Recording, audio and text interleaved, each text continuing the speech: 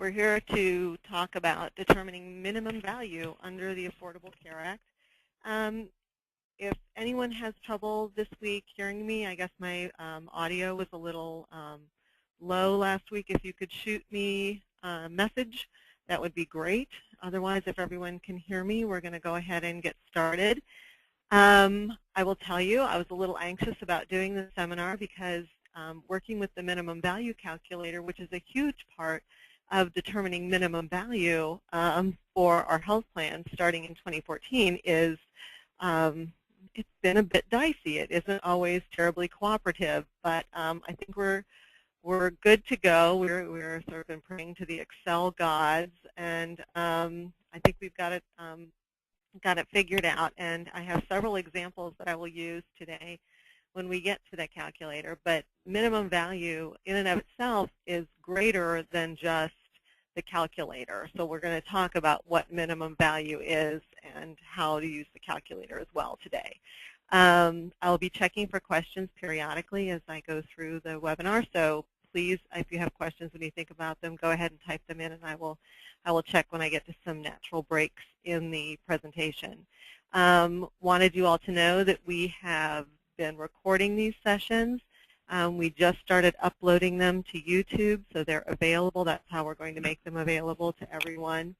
So because of that, because it's not just clients and trusted friends listening, I have included a disclaimer. So suffice it to say that nothing we talk about here today is considered legal advice, and MedBen can't offer either tax or legal advice or counsel with regards to the things we're discussing. So with that sort of unpleasant issue out of the way, we'll start right into minimum value.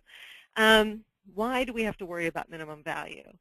When we look at the employer shared responsibility regulations, you know, one of the big components of the regulation has to do with the application of penalties to applicable large employers, those employers with 50 or more employees working 30 hours on average a week. And in part, if you are an employer who's intending to avoid all of those penalties, then the coverage that you offer has to provide minimum value along with being affordable. Remember that affordability test, or the application of the with the application of the two tests under affordability. There's the 9.5% of the employee's wage under the safe harbor, and then there's the fact that the plan has to offer minimum value. What is minimum value then if we're going to try to avoid a penalty and make sure that our plan has minimum value? Minimum value is the calculation of the amount of the total costs of the coverage or the benefits under the plan that are borne by the employer. And a plan has minimum value if the amount or the share of the total cost of benefits that's provided by the plan or paid for by the plan is 60% or more of those costs. If the employer shares less than that, if it's less than 60%, then the plan fails to provide minimum value and thereby fails the affordability portion of the employer shared responsibility regulation, and a penalty could apply if an employee received federal subsidies and got coverage on the exchange. So that's why we're concerned with minimum value. The requirement to provide that coverage was not necessarily postponed in this recent enforcement delay. As we talked about last week, the enforcement delay postponed some reporting requirements, and it also postponed the application of a penalty on an employer should they fail to meet certain tests. So it didn't postpone the requirement, on the other hand, that a plan should meet minimum value. So what does that mean? It means that for every employer in 2014, while the penalties are being delayed, each employer is going to have to decide for him or herself whether or not they're going to follow the minimum value standard. If they do, they will be in compliance, strict compliance with the law. If they don't, maybe it won't matter because there won't be any penalties actually applied to them until January 1st of 2015. So, it's sort of one of those sort of tricky situations right now. But given that, I think it's important to start talking about minimum value and how we decide whether or not our plans have it. If we intend to use 2014 as a test year, as a year that we're going to try different ways to meet the regulatory requirements for applicable large employers and meet or not meet as we decide to provide an affordable offering to our employees, then this gives us an opportunity to sort of play around with the minimum value rules and find out how best it is for us to meet that if we decide we need to. Under the regulations, there are 3 ways to determine if your employer health plan has minimum value or meets the minimum value standards. Now, this is a good time to sort of remind everyone that when we're talking about minimum value, when we use those terms, while it applies to all group health plans, and in fact, most plans under the Affordable Care Act, it's particularly important to self-funded employers. Minimum value also applies to fully insured carrier policies, group policies offered by fully insured carriers. The difference is that for a carrier, a fully insured group carrier, to get a plan approved through their state Department of Insurance, and then if they're going to participate on the exchange, through the exchange, that plan has to meet actuarial value. It's a different calculator. It's the same concept, but it's a different calculator. So when we talk about minimum value here, we're really talking about the application of this test to self-funded group health plans. There are 3 ways to prove that you are providing minimum value. The first is by using some predefined regulatory minimum value safe harbors, and they're set forth in some proposed regulations. We'll talk about those in a minute. The next way is to actually use the CMS minimum value calculator, and there's been a lot of press about that, and we're going to go through some calculations using the calculator. And the third way is to actually get a certified actuarial opinion that your plan provides minimum value. When we were looking at the regulations and this concept of minimum value was first being proposed, it is a relatively simple idea if you talk about the fact that your plan, and you're using your plan design, your deductibles, your coinsurance, your out-of-pocket figures, co-payments, etc., that you as an employer pay more than 60%, most of you would probably say that you do, and most of you would be right. And from my perspective, one of the first ways I thought about proving that that was the case was using actual claims data to run claims for a prior plan year or the current plan year to see whether or not the employer was providing, based on the claims that had been submitted, that the employer was actually paying out 60% or more of the cost of the claims. And I think that would be relatively easy.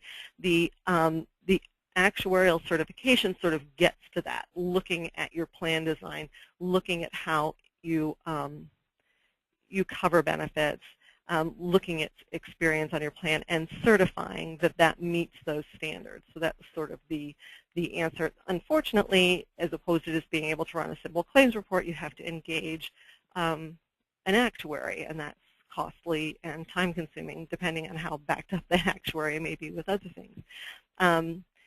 Each of the 3 methods here, we're going to go through each of those. Each of them comes with its own challenges, and we'll talk about that. Let's get right to the 3 regulatory proposed safe harbors.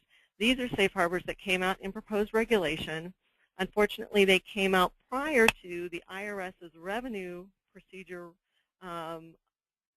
2013-25 in April, which told us at that point that the out-of-pocket maximum, the greatest out-of-pocket maximum that in-network employee-only coverage could have in 2014 was $6,350, $6,350.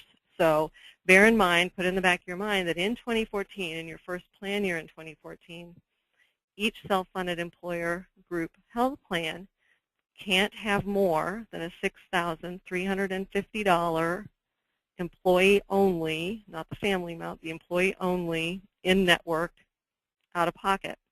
When we talk about both the safe harbors and use the calculator, this number becomes very important. But again, the regulatory safe harbors came out before that, so you'll see here that the amount they included in the regulation was actually $6,400 and not $6,350. The calculator, when we get there, assumes $6,500 would be sufficient. So I think we all have to remember that actually $6,350 is the number we're talking about. If you adopt one of these three safe harbors, design your plan using these safe harbors, you will be deemed to have met the minimum value requirement, and that part of the affordability test will be met. So the first one is your plan would have a $3,500 integrated medical and drug deductible. Again, both the outpatient drug program copays would not be used in this particular example. You would have a deductible that both medical and drugs go to, and that in this case it's $3,500. An 80% plan coinsurance, and that's the coinsurance paid by the employer, so an 80% employer-paid coinsurance, and a $6,000 maximum employee out-of-pocket. Okay, and that's the first one to see if you incorporate that into your plan, then you will have been deemed to have met that safe harbor. The second one is similar. It is a $4,500 integrated medical and drug deductible, but this time there's a 70% coinsurance, and that in the regulation it assumes you can have a $6,400 maximum employee out-of-pocket and a $500 contribution to an HSA. We know now that that $6,400 has to be $6,350. The third proposed safe harbor is that there would be a $3,500 medical deductible and a $0 drug deductible, because they're going to assume you have drug copays. So it's a $3,500 medical deductible, $0 drug deductible, a 60% plan medical coinsurance, a $6,400 maximum employee out-of-pocket. Again, we read that as $6,350. And then we have drug copays by tier, $10 generic, $20 tier 2, $30 tier 3, and in this case a 75% coinsurance on specialty drugs. Remember that even though that sounds great, 75% drug coinsurance, that would be the amount that the employee pays, you would still have in this case the $6,350 out-of-pocket maximum. These regulatory safe harbors assume for the most part that the $6,350 out-of-pocket accumulates both the medical costs and the drug costs. Now, we've had some further guidance with regards to that $6,350 in 2014. The tri-agencies have said that plans can apply a separate medical and prescription drug out-of-pocket, but only if their service providers, such as their TPAs and their PBMs, their pharmacy benefit managers, can't integrate those deductibles. Well, of course, MedBen can integrate those deductibles. We do that for clients that ask. Some ask for it, some don't, but we do have the ability to do that. So whether or not we are able to take advantage of that transition relief is unclear. I think that, again, because we have no penalties being applied, this is the time of year, the year we could make the assumption that it would be okay to have two separate deductible out-of-pockets, excuse me. Also, I'd like to mention that having reviewed the regulations now several times with regards to this out-of-pocket maximum, that requirement is actually applicable by plan. So should we move into 2015 with these rules still in place, I could absolutely foresee having a separate medical and prescription drug card plan, two separate plans, two separate $6,350 out-of-pocket maximums. It would require two separate 5500s. These would be actual separate plans in order to apply that 6350, but it gives you a little bit more cushion with regards to use of out-of-pocket for those benefits. I have a couple questions on the safe harbor. The first, the safe harbor value mentions are for single units, not family. The safe harbor units are just for our employee only. And you'll see when we get to the calculator that the calculator only is concerned with employee only coverage. On the other hand, the 6350 is the employee only out-of-pocket, but there is also an out-of-pocket limit for family coverage in 2014, and that's $12,700. So while we don't use that number in the minimum value calculations, either in the safe harbor or in the minimum value calculator, you need to know that for plan purposes, when you're working on plan designs for 2014, the employee only out-of-pocket maximum is $6,350, and the family out-of-pocket maximum is $12,700. Question, can you have a separate drug plan and medical plan with separate $6,350 out-of-pocket maximums? I absolutely believe you can do that and have apply that $6,350. That is based on the guidance we've received to date. The $6,350 came through an IRS notice. It was this year, I think it was 2013-25, and so looking back at the regulations that talk about the application of the out-of-pocket, they do mention that it is a per plan out-of-pocket maximum, and so I think if you actually establish two plans, one that's medical only and one that's drug only, until we are told otherwise, we can use that out-of-pocket in its total for each plan. Okay, so that's the minimum value safe harbor. Let's talk about the calculator. Before we get to the examples, I want to just run through a few things. Again, the calculator is really for use with self-funded plans. Fully insured carriers use the actuarial calculator, and they do those calculations to determine metal levels before you even purchase the policy. So you do not, if you are an employer and you're purchasing a fully insured policy, you don't need to worry about doing a minimum value calculation. The carrier will tell you what your minimum value status is. The minimum value is determined for employee only, in-network coverage only. We don't have to use the calculator for family coverage or out-of-network coverage. So we just want to make sure we're thinking about that. And the calculator only has room for up to 2 in-network benefit levels, no more. If you have a 3- or 4-tier in-network benefit plan structure, you're going to have to use the actuarial certification method.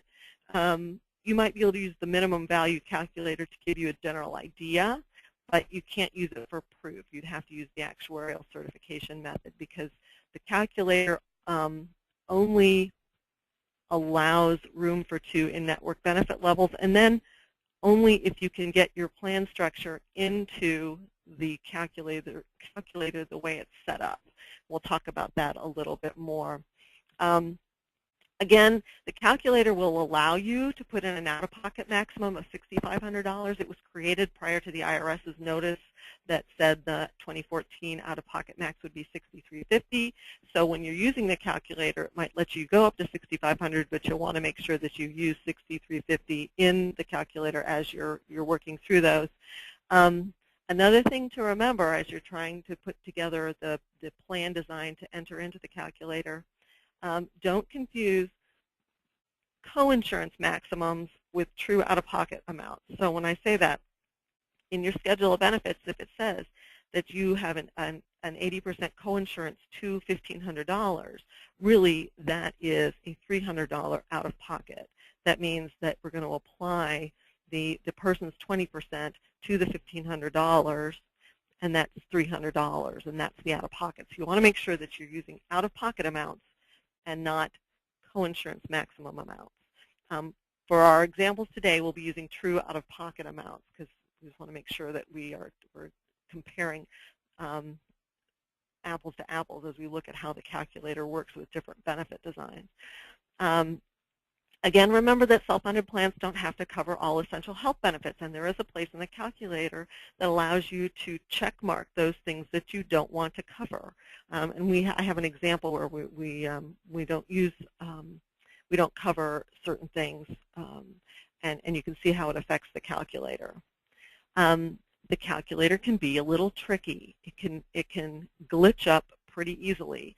So here are my suggestions for using the calculator. Make sure you start from a clean blank calculator each time.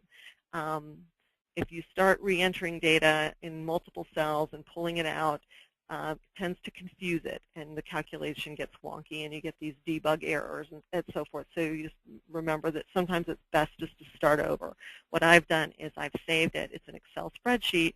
I've saved it on my system with a couple different, sample or test versions, and then I open that up and save it again over to a new name each time so that I always have a clean version I can go back to. One of the reasons the calculator is so wonky is because the government felt that it had to, in order to apply the benefit design to something, to see if the employer was paying out 60% or more, because they didn't have access to each employer's separate claims, database. They created their own. So they created claims and demographic information, and so what's running behind the front page of the calculator is the application of certain inpatient claims and out-of-patient claims, and the application of copays to drugs and doctor's visits and so forth. And so that's what starts to get a little, that's why the calculator can get a little confused if it's trying to process data that it doesn't think should go together. So if you check two boxes that don't go together for some reason, it doesn't think that you should take a coinsurance and a copay at the same time, it can crash. So you want to make sure that you're using a clean calculator each time. Again, you can go through and mark the benefits that you want to cover or not cover, and so make sure that you've thought about those as you're working through the calculator. You'll also have to decide when you start to work with the calculator whether you're going to use separate out-of-pocket maximums for medical and drug benefits, whether you're going to combine deductibles. I'll show you some examples of that.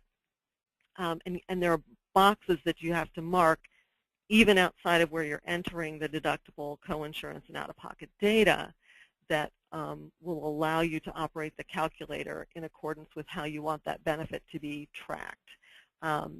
So we'll look at that too here in a minute as we get through into the calculator. I'm sorry, I was just checking for a few questions, making sure we're all on track. Again, when you look at your plan design, the calculator isn't going to take into account all the limitations you might have in your health plan. Remember, still under healthcare reform, we're allowed to have per visit limitations, per treatment limitations. The calculator has none of those type of limitations available to enter into the calculator. So you don't need to track those type of limitations in your plan. However, if the calculator has a limitation cell, there's a cell for deductible, there's a cell for inpatient hospitalization, there are different categories. If it does have a limitation limit designated in the calculator, then you have to be able to define the entire limitation for your particular benefit within the calculator. So a good example, if I have a prescription drug copay that is a percentage copay plus a flat dollar copay to a maximum. So say some of the copays we've seen are, at Tier 3, 40% plus $15 to a maximum of $300, something like that. Now those are sort of old prior to changes in healthcare reform. But the calculator doesn't have room for all of those options within the category of preferred drug copay. So if you can't get all of them into the calculator because you have more limitations around a benefit, then you can't use the calculator. I mean, the rules are pretty clear. Unless you can define what they're asking you to define within the calculator itself, then you can't use the calculator as your proof that you've met minimum value, and you have to rely either on the safe harbors or get an actuarial determination that your plan does meet the benefits. So where do you find the calculator? You can find it on the CIO website. That's CMS's healthcare reform website. The link is here. If you go in there and you search minimum value calculator, it will come up as an option. It's the April 11th version is the most recent one that we have out so far. Again, it's in Excel. When you open it up, the first thing you're going to want to do is enable the contents and save it to your computer so that it's usable. Any instructions that we have with regards to how to use the calculator, which are vague, are actually included with the calculator itself. The first tab on the calculator is an instruction sheet, and then there are some pop-up instructions that come up within the calculator itself. So we're going to move to the calculator. I'm going to end this, and we're going to look at the calculator. This is the calculator with the contents enabled. You can see it is it requests some fairly specific information. I have added this highlighted box because I'm trying to differentiate the calculators as we talk about them today and what I intend to show you through the calculator. Generally, when you open the calculator and enable contents, all of these boxes are checked, just like these are over here in this grayed in section. Any section on the calculator that is grayed in, such as you see in these spots, when it's gray like that, it means it's not applicable. You don't have to enter data, and anything that is entered there will not be taken into consideration as part of the calculation. So you'll see up here, this is the section where if you have two in-network levels, Tier 1 in-network, Tier 2 in-network. This Tier 2, just to be extra clear, this Tier 2 is not out-of-network. We never enter out-of-network data into the calculator. So here is where you would, if you click this, where you would designate the percentage of claims that are actually paid at the first tier and the percentage of claims that would be paid at the second tier. And I have an example of that we're going to get to in a minute. So again, when I open the calculator and I start using it to track a plan design, I go through and I unclick everything. I make sure that everything is open, so I have to go back in and designate how I want something to be paid. It's easier if you have your plan design in front of you. These are relatively, small boxes. You want to make sure you get things in the right cell. Again, if your plan has a coinsurance max, you want to translate that into an out-of-pocket max before you start, so you make sure that you don't get those two things confused, and your calculation will come out better if you have a lower out-of-pocket. So the first thing you do is you start entering data into the system. The first one we're going to do is where we have a combined out-of-pocket maximum, and you'll notice that up here in this box, you're going to be entering the deductible, the coinsurance, and the out-of-pocket maximum. Now, for instance, just as a way of illustration, if I click that I'm going to have an integrated medical and drug deductible, meaning all of my claims go to the same deductible, you'll notice that this section of the benefit design grid is grayed out, and now I have one deductible to enter. If I have a deductible for both medical and drug, I have an opportunity here, if this is unchecked, to enter that information separately. Similarly, if I'm going to have separate out-of-pocket maximums for medical and drug spending, then I have two boxes now for my out-of-pocket. And this is how we can apply the $6,350 to both medical separately than we are applying it to the drug benefit. But for now, what we're going to do is we're going to have an example where we use a combined out-of-pocket maximum and one in-network level of benefits. Okay, we're not going to worry about this second tier of benefits yet. It's a little too confusing for that to start. So the first one, we're going to assume that there's a $1,000 deductible. We're going to assume an 80% coinsurance for medical. For drugs, because we will have a drug copay, we're not going to have a drug deductible. We're going to put 0 for the drug deductible. Now, because it's a copay, in this particular instance, you would put in 100% for the copay. That's because after a copay is met, oops, sorry about that, after the copay is met, which will be designated down here when we get there, then the plan would pay 100% after that.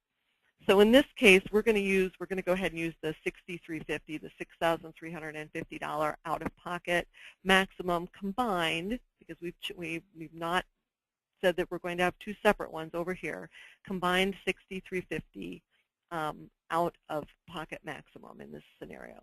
Now you need to go through and apply certain benefits. The benefits that are listed here, the type of benefits, these are the type of benefits that need to be defined in the calculator based on your plan design. If you look far to the right, you'll see a column that says service not covered, and the Tier 1 column is not grayed out, meaning you could go ahead and click that I'm not covering any inpatient hospital services, and you'll see what happened over here is it applied a 0% copay. It's going to pull an 80% copay for everything else and a 0% copay for inpatient if that were not included. Okay, so then we're going to go through and we're going to start marking some benefits. I picked just what I see are general benefits for most of our groups. Most cover emergency room services with deductible and coinsurance. In certain situations, plans will apply a $100 copay. Not in all of them, but we put it in because it's going to go to the scenario that could occur in applying the copay to the out-of-pocket maximum. In the new healthcare reform world, remember that any copay that is paid, whether it is a doctor's visit copay, an emergency room visit copay, or drug program copays, all go to the out-of-pocket maximum. It isn't just the deductible and coinsurance amounts. So we want to make sure that situations, even if they don't always apply, if they could apply, we are entering that copay into the copay category. Again, we're going to cover inpatient hospital services with both the deductible and coinsurance. The next two categories are your doctor's office visits. So generally speaking, most plans don't cover, don't apply deductible to those type of doctor's visits office or coinsurance. You could always check this, but you might. In most cases, we don't see that.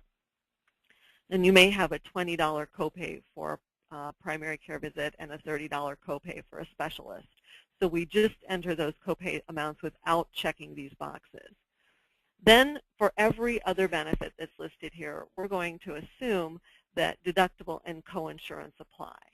So here you'll see preventive care immunization.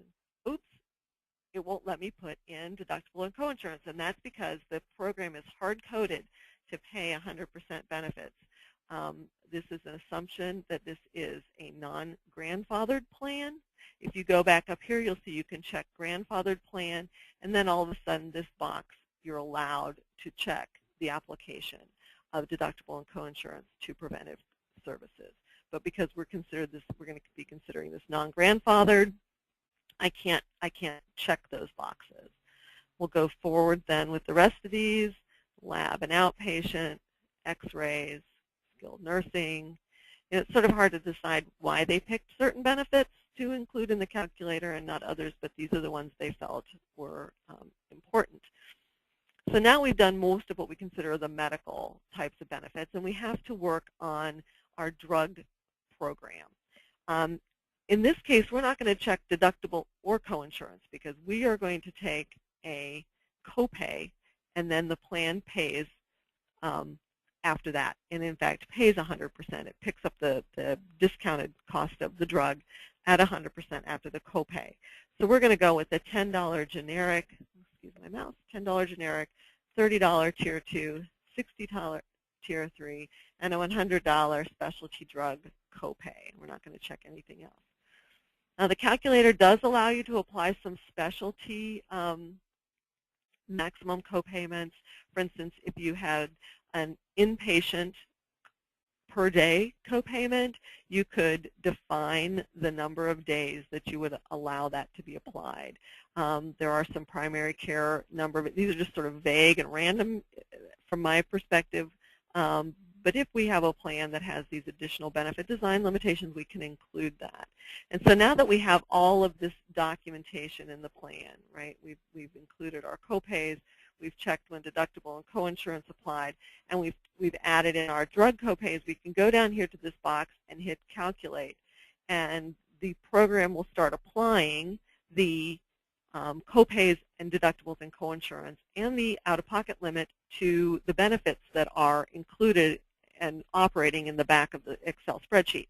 And you can see here at this point with this particular benefit design, they are over minimum value and at 82.0%.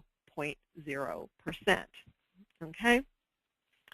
So what happens if we decide we want to have a combined drug and medical deductible? So we want to use this. You can see now this has been grayed out. I can't use that part of the calculator. I'm going to try to get that to go away. And I will now have a combined medical and drug deductible. So again, I'm going to go with a $1,000 deductible, an 80% coinsurance, and a $6,350 out-of-pocket maximum. And I'm going to leave everything else the same. I can go ahead and calculate, and you'll see that it really had very little impact on the minimum value number between having a separate medical and drug out-of-pocket maximum and a combined out-of-pocket maximum. We simply went to 81%. Okay, I'm going to check real quick to see if we have any questions going here. Okay, one question: how will we enter if our drug copay is a percentage? I will show some of that at the end. It gets a little bit more confusing, but we can definitely go over that. I'm going to follow through with a couple more examples here, and then I will get to that. So I've sort of pre-populated some information in this calculator. This is a calculator where we're going to have a separate medical and drug out-of-pocket. Remember before, we had separate deductible and coinsurance by medical and drug, but we had a combined out-of-pocket maximum like here. If I click separate out-of-pocket maximums, then I'm given the opportunity here to apply the out-of-pocket maximum separately to medical than I do to the drug copay. So again, you'll notice that down here, all of the information that we inputted before is the same. I haven't changed any of those parameters. Here we're going to have, for instance, a $500 medical deductible, an 80% coinsurance, and we're going to go with the full $6,350 for medical. On drug, we're going to have, again, a $0 deductible because we're using copays, a 100% coinsurance because the plan's going to pick up everything over the copays, but we're also going to put in a separate $6,350 out-of-pocket limit for drugs, and then we'll go down and hit calculate. You can see that once you start doing that, calculation takes a little bit longer.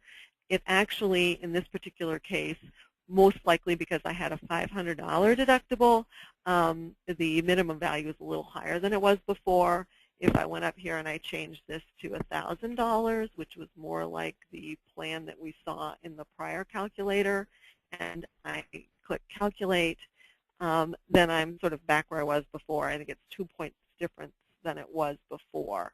So you can see how you can start working with the calculator and different plan designs to determine whether or not the calculator is doing what you intended it to do.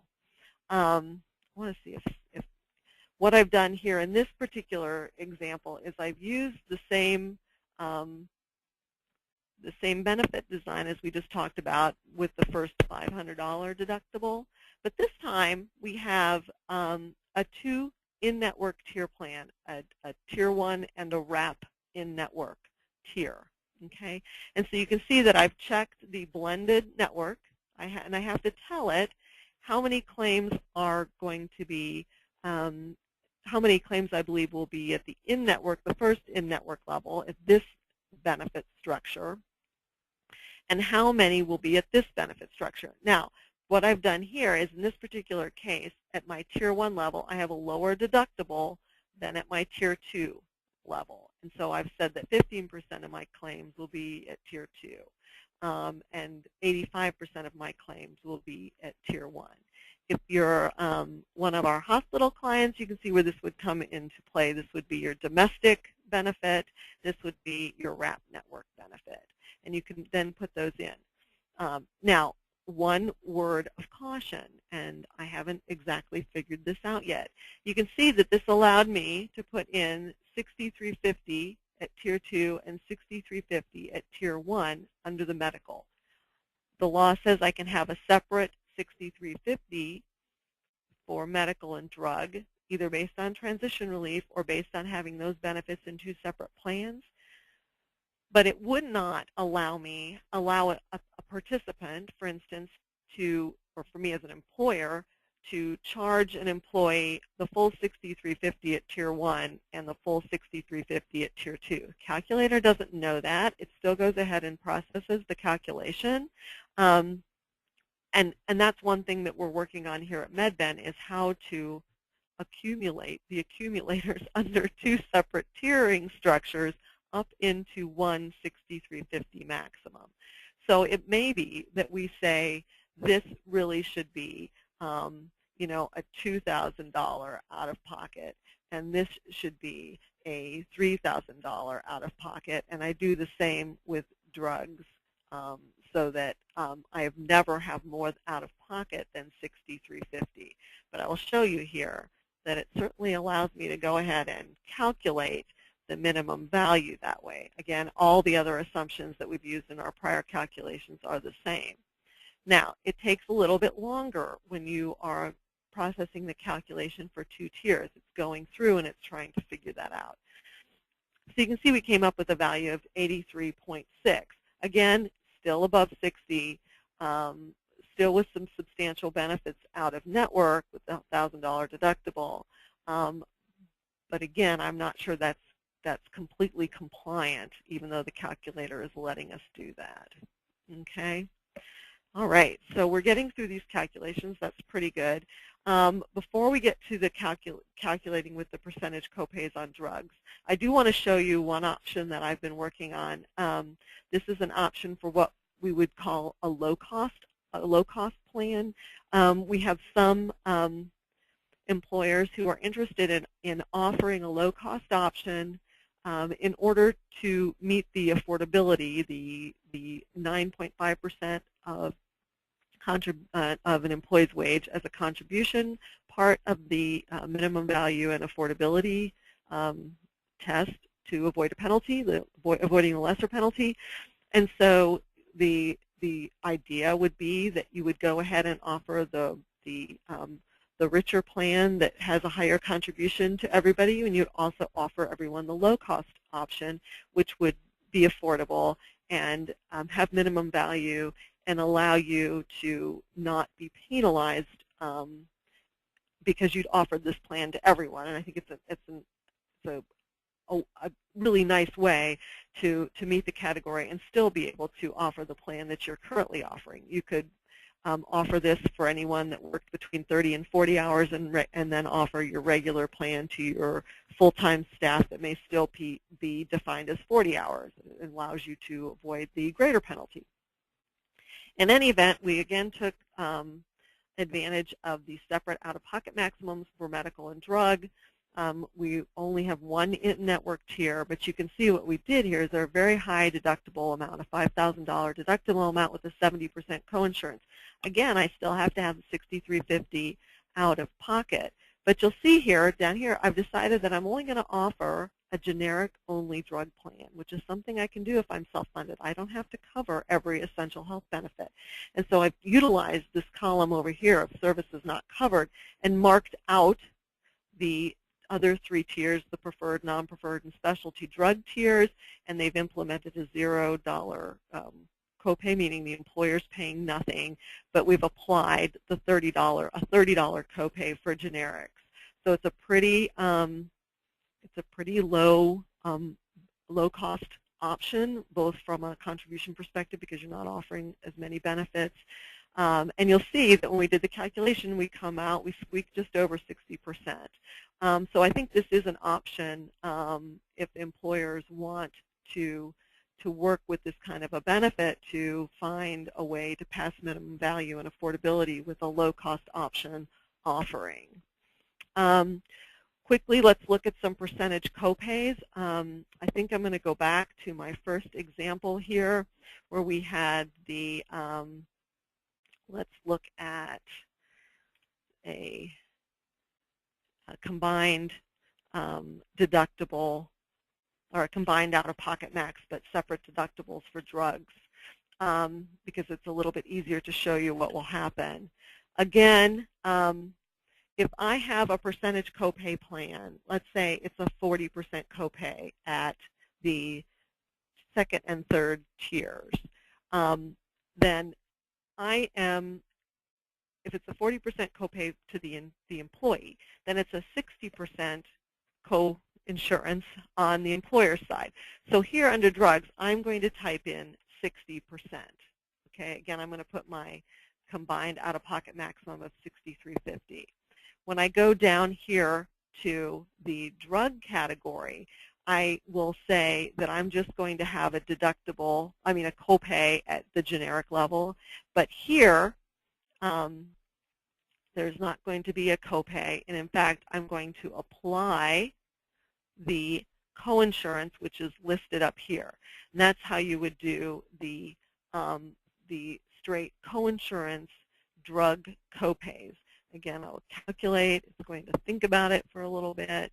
And I come up with a little bit less because employees are paying a little bit more of the drug cost. That makes sense. It's a little bit lower minimum value of 79.1. One of the things that gets a little complicated, and we talked about the fact, if you can't get your benefit design into the calculator, then you can't use the calculator to prove minimum value. We have some copay plans where at the preferred Tier 2 level, it's just a 40% coinsurance. So this works, right? But at Tier 3, it's 40%. Oops, uncheck that 40% with a copay, with a separate copay, so 40% plus 20 or something like that. I'm not sure if this is going to, it's going to calculate. That's awesome. So you could do that. You could also, again, it came up to the same. That wasn't sufficient. So it was still 40%, but they also owed a $20 copay. You can apply a different coinsurance. So in the minimum value safe harbors that we talked about before, remember they had a 75%. That the employer is going to pay 75% of that, and I guess in this case maybe it would be the employer is going to pay 25% of that specialty drug. And so you could calculate based on that with the flat dollar copay at generic, a strict percentage copay at Tier 2, a percentage copay plus a flat dollar copay at Tier 3, and a different coinsurance amount at Tier 4. And again, you're over minimum value. So before we leave the calculators, I want to look to see if there are any questions. Okay, we talked about the percentage code. How do we calculate the self-funded reimbursement amounts for a fully funded plan? On a fully funded plan, you could put your fully funded plan through this, but if it's a fully funded plan, the actual determination of whether a plan has met minimum value or not is based on the actuarial calculator. It's an absolutely different calculator, the actuarial value calculator, and each carrier does that when they submit their plans to the state to be approved along with their rates. And it is that calculator that actually has another step in it that will assign a metal level. So for instance, if this were the actuarial value calculator that fully insured carriers use, this would end up being a silver plan because it's between 70 and 80%. So it would be silver plan. And it would go through that process. An employer could do this to have an understanding about where their plan is, but if they're fully insured, the carrier is actually responsible for making sure that they are only selling plans that have minimum value. Then as an employer, you only have to worry about the affordability part, or what you charge in contributions to your employee, to determine whether or not you would be assessed a penalty. Okay, so we've talked about the calculator. I do want to go back and talk a little bit about the minimum value actuarial statement. Again, as you see from the calculator, if you can't get your benefit design in there completely, then you will have to go and get an actuarial certification from a member of the American Academy of Actuaries. The downside to this, of course, is the amount of time that will take and the cost, because actuaries are expensive. But in the event you have more than 2 in-network tiers, or you have a benefit design that is more complex than can fit into the calculator, you'll have to go this route. My suggestion, again, not legal advice, but my suggestion for plans that are in that situation in 2014, because the penalty will not be applied until January 1st, maybe use the minimum value calculator to the best of your ability and see where you fall out, knowing that perhaps in 2015 you would have to get an actuarial statement to prove up minimum value, but you wouldn't do it in sort of this test year of 2014. Some final thoughts on minimum value. Remember that proving a plan's minimum value really doesn't become important until January 1st of 2015, when the penalties will again apply. And for that, when you look at that date, that could be mid-plan year for some plans, unless you're a January 1, 2014 group and you can use all of 2014 in test mode. If you are an April 1st group, or a July 1st group, or an October 1st group, when January 1, 2015 rolls around, the penalties will apply. So you may need to make some of these decisions and understand minimum value still by your 2014 plan year. So those changes can be in place, particularly with regards to stop loss as you move through and past January 1st, 2015. The other thing that 2014, though, does provide is an opportunity to work with the calculator, understand your score, know how benefit plan designs that you may be anticipating or considering change your score, and it gives you an opportunity to evaluate that and your compliance strategies with regards to penalty avoidance in 2014 as we move towards 2015. So those are my formal comments today with regards to minimum value. We do have a couple more questions here I want to make sure I get to. Question, did I hear you say an employer can avoid the lesser penalty if it offers 2 plans? One has minimum value but is not affordable, and the other which is affordable but does not meet minimum value. Well, the low cost would have to meet both affordable and minimum value. In order to avoid the lesser penalty, a plan would have to be offered to every 30-hour employee that has minimum value and is affordable.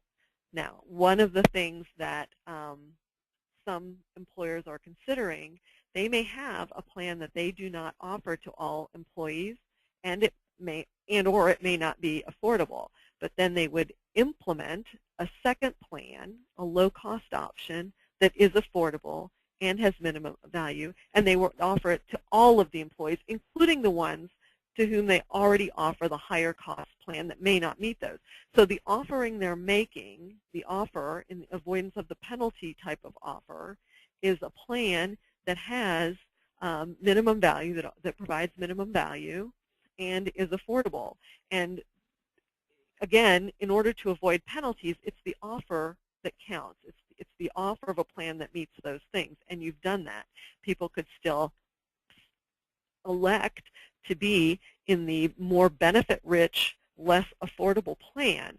And if you have that scenario, and you have individuals who are currently in that plan, that's one way to meet that. Another way would be to make make both plans that you're offering minimum value and affordable, but you would have one that you could then offer down to employees who work less, say less than 40 hours.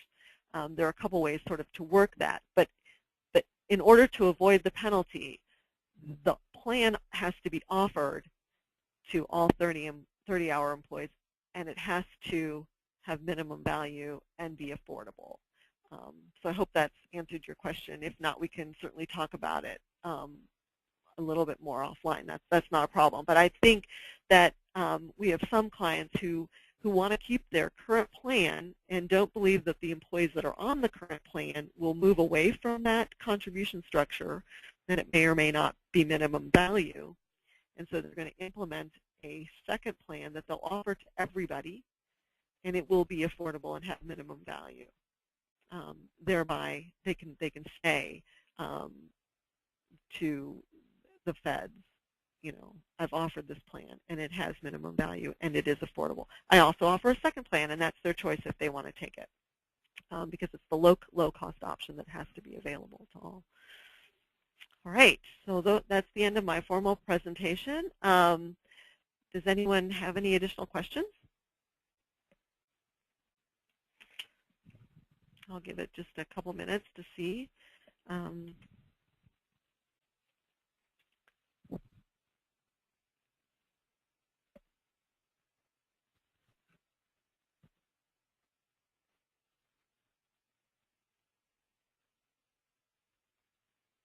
Okay. Well, I don't see any additional questions. I think we can thank the Excel gods for letting the calculator work well today. As always, if anyone has any particular questions about this session or anything else with regards to healthcare reform, you can always email me or call me directly. That's not a problem. Next week at this time, we'll be talking about the measurement period and using the measurement period safe harbor to determine eligibility. Particularly employers that have a large variable hour population may want to tune in for that. We'll talk about that in more detail. So seeing as it's nearly 3 o'clock, I want to thank you all and have an awesome day.